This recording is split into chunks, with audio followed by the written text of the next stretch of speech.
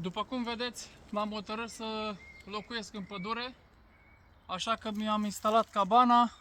Haideți să vedem acțiunea și, bineînțeles, să vă arăt cabana instalată.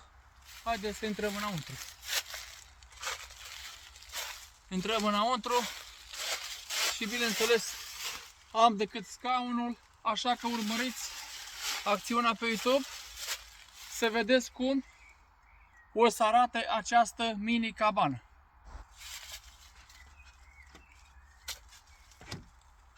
No. Deci instalarea cabanei a fost instalată de altcineva înainte. Probabil acum, după cum văd, s-a mai distrus, a mai fost distrusă, dar până la urmă americanul o să arate un pic de acțiune la această cabană și, bineînțeles, o să vă arăt și în față cum este o altă mini cabană. Am mai postat eu înainte pe YouTube, dar am zis să încep acum cu primul videoclip pe 2026 la cabană. Deci uitați cum arată, este aici și, bineînțeles, vreau să fac o îmbunătățire la această mini cabană, să o pui la punct și, bineînțeles, poate să fie locuibilă. Uitați, decât avionul se aude pe cer, în rest, liniște și pace.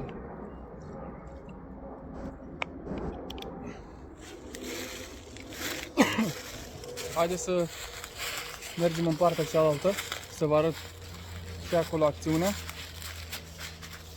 Așa că o să pun la punct această mini cabană. Deci, am mai tras. Cine a mai fost pe aici a mai tras de ea, așa că vă dați seama că o să pun eu la punct, să fie totul ok. Dar o să vedeți videoclipul cât de curând, cum o să fie când o să locuiesc aici. Adică o să fac camping în pădure. Acesta este proiectul. O să fac camping în pădure. Ziua o să stau liniștit aici. Și, bineînțeles, mă gândesc să fac în acești copaci, vreau să-mi fac tot așa o mini cabană, ca noaptea să pot dormi. Că am auzit că sunt urși și lupi și șacali în această zonă. Așa că mergem către al doilea punct. Aici, cum ar fi, este locul de dormit, dar aici este locul de... Ia, vedeți ce am găsit? Uitați cum, ca să vă spun cum crește pădure. Ia fiți atenți. Dacă vreți să plantați acest mini copac, o luați frumos, uitați, ghinda. El se naște din ghindă. Ia uitați. Uitați aici. Din ghindă și apoi se renaște un nou copac. Așa că se aude și zgomot de avion, dar această mini pădure nici pui de om rar trece pe aici, că eu urc pe un versant să ajung la această mini cabană. După cum v-am spus și repet, eu nu am construit această mini cabană, a fost construită de altcineva, dar eu vreau să o fac mai tare. Cineva care s-a ocupat. Aici avem alt loc. Aici eu vreau să fac un scaun mare. Haideți să mă duc pe partea cealaltă. Mă duc mai bine aici. Vreau să fac un tron aici. Uitați. Un tron. Uitați cum se vede. Un tron 100%. Așa că acolo vreau să-l instalez. Acum filmez cu telefonul Samsung Ultra 22. Vreau să fac un scaun aici, un tron ca regele. Și, bineînțeles, undeva în spate sau în față, acolo vreau să îmi pornesc cu mini grătar, să-l instalez. Dar m-am gândit că noaptea pot să dorm aici între acești 6 copaci aproape. Îmi fac aici sus, la o înălțime mai sus, să-mi fac o mini cabană la înălțime. Ce spuneți voi? Și să fac camping aici, noaptea frumos, și să am liniște de plină. Adică weekendul frumos, elegant, să pot sta aici. Ia să vedem. Și bineînțeles, vreau să vă arăt cum se vede de aici, al doilea punct. Ia uitați. Vedeți? Este o cabană părăsită. Ia să vedem. Bun. Vedeți?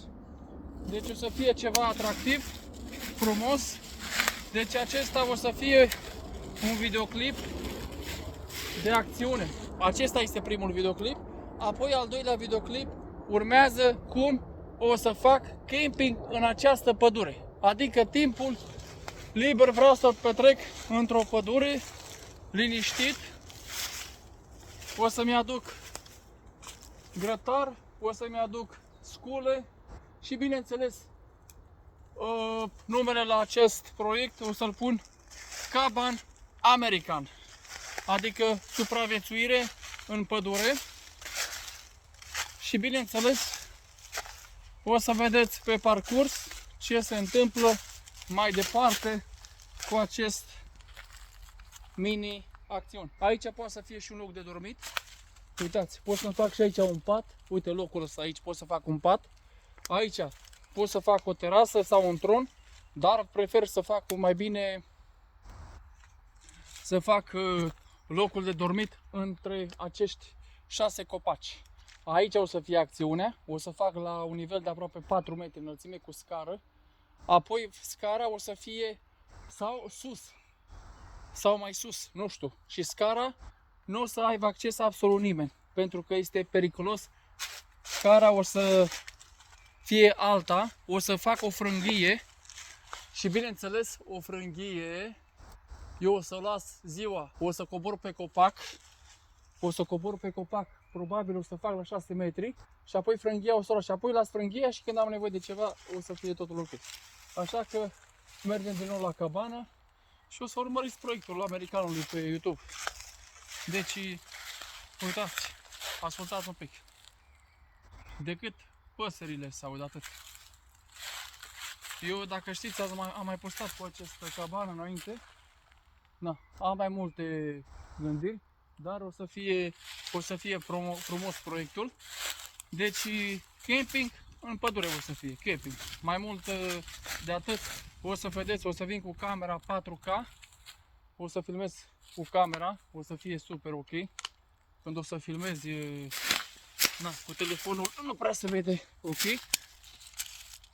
Înțelegeți? Dar o să îmi aduc mai multe scule pe poziție și bineînțeles aici nu că dorm în pădure sau să locuiesc aici. Vreau să fac cum ar fi un camping vineri seara când se termină lucru, apoi sâmbătă vin aici, fac camping. Dar pe mine mă interesează mai mult seara să dorm aici. Uitați, aici îmi instalez totul. Uitați, super frumos. Îmi aduc scaune, îmi aduc frumos. Dar primul lucru, când voi veni, vreau să mă apuc de acoperiș. Acoperiș. Și bineînțeles, vreau să rămână rustic. Acoperișul vreau să-l pui în așa fel, o prelată frumoasă, dar deasupra la prelată vreau să vin cu lemne și să fac tot o mini terasă deasupra la această cabană. Ce spuneți voi de acest proiect? Lăsați în comentarii și bineînțeles, pe urmă, după ce termin acțiunea, să fie totul ok la această cabană, o să vedeți pe urmă ce se întâmplă. Lemnele acestea care le vedeți aici jos, o să le folosesc aici la terasă. Așa că am destule lemne în interior la pădure, să pot să le adun. Bineînțeles, nu am să le folosesc niciun fel de drujbă la tăiat, decât o să pun lemnele care le găsesc pe jos. Înțelegeți? Dar sus acolo, între copaci, o să folosesc o mini drujbă ca să pot să mă instalez. Mie îmi trebuie la copac, merg din nou la copac să vă arăt, că pe acolo o iau. Că acolo o să fie locul de dormit, pentru că v-am spus, nu se știe niciodată ziua, așa că mai bine îmi fac locul de dormit, cred că depinde. Mă interesează podul jos, o să mai am nevoie de o persoană, 2 persoane, care să vină să mă ajute. Deci în acești 6 copaci care văd aici.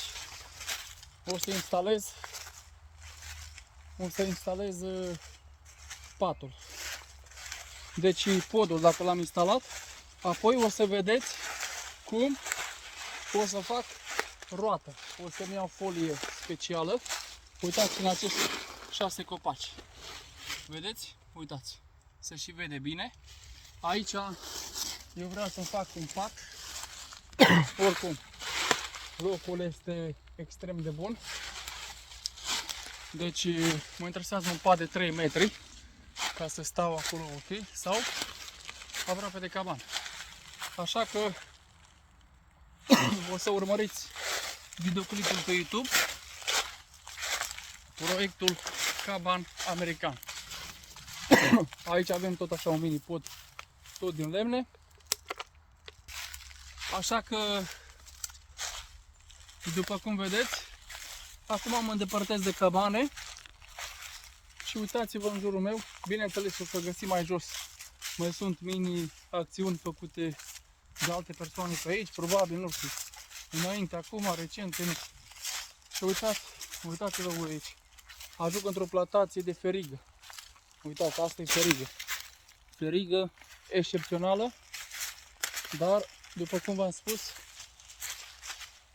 vreau doar să campez în această zonă și noaptea vreau să dorm aici, în această mini pădure. Așa că ne auzim cu proiectul americanului Caban American pe YouTube. Salut!